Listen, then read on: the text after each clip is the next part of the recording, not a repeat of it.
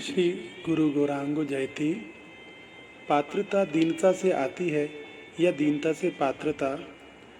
सर्वप्रथम तो यह जानना चाहिए कि पात्रता और दीनता क्या है। संसार में पात्रता का अर्थ हुआ अधिकारी और दीनता का अर्थ हुआ दया का पात्र। जिन पर हम दया करते हैं उनको हम दीन समझते हैं।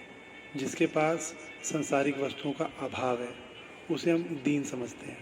किंतु आध्यात्मिक मार्ग पर दीनता का अर्थ होता है अत्यंत सरल, विनम्र व दिव्य भगवतीय गुणों से युक्त। और पात्रता का अर्थ हुआ पूर्ण रूपेण शरणागत गुरु के प्रति, संत भक्तों के प्रति। तो वह उनके लाड़ प्यार का, स्नेह का, प्रेम का स्वतः अधिकारी हो जाता है और उनकी संपत्ति अर्थात ज्ञान, भक्ति, वैराग्य आदि सद्गुण जो गुरु या संत भक्त स्वयं ही प्रसन्न होकर सही समय आने पर अपने भक्त को प्रदान कर देते हैं। तो अब स्पष्ट हो गया कि दीनता व पात्रता क्या है। इस अवस्था तक तो दीनता से प्रमुख पात्रता ही नजर आती है, क्योंकि इसको हम ऐसे समझ सकते हैं कि कोई कुछ दिनों तक झूठ मूठी विनम्रता पूर्वक पूर्ण रूपेण शरणागत होकर गुरु या संत भक्तों से उनका सब कुछ अर्थात भक्ति, ज्ञान, वैराग्य आदि सद्गुण प्राप्त कर लेता है। तो इस आधार पर तो पात्रता दीनता से मुख्य दिखती है। लेकिन हृदय में दीनता नहीं है और झूठ मूठ में ही थोड़े दिन दीनता का हमने दिखावा किया, गुरु को प्रसन्न किया। यद्यपि गुरु सब जानते हैं, लेकिन हमारा प्रयास दे करके कोशिश कर रहा है तो भी हमें सहजता में सब कुछ दे देते हैं। लेकिन हृदय में दीनता नहीं है और झूठ मूठ का ही साधन करके हमने सब कुछ पा भी लिया, तो वह सद्गुण ज़्यादा दिन टिकेंगे नहीं, क्योंकि वह अपने को दीन नहीं समझेगा। तो जो कुछ अभी तक अथक प्रयास से अर्जन किया था तो अब वह सब वैसे ही चला भी जाएगा।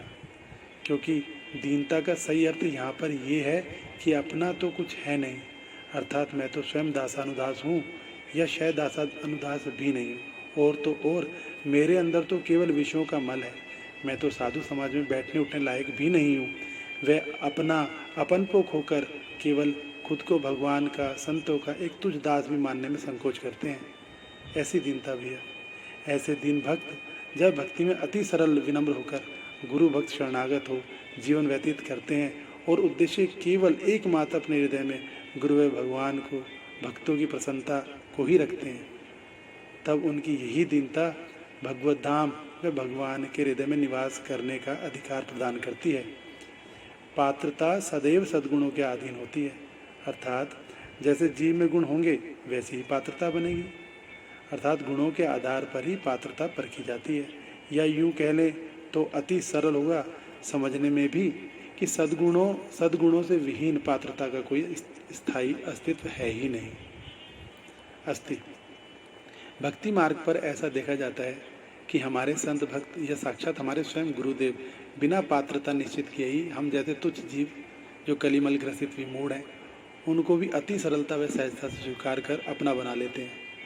और हम मूर्ख उस अधिकार को सोचते कि हमारे अंदर वैसी पात्रता है तभी तो हमें शिष्य बनाया है।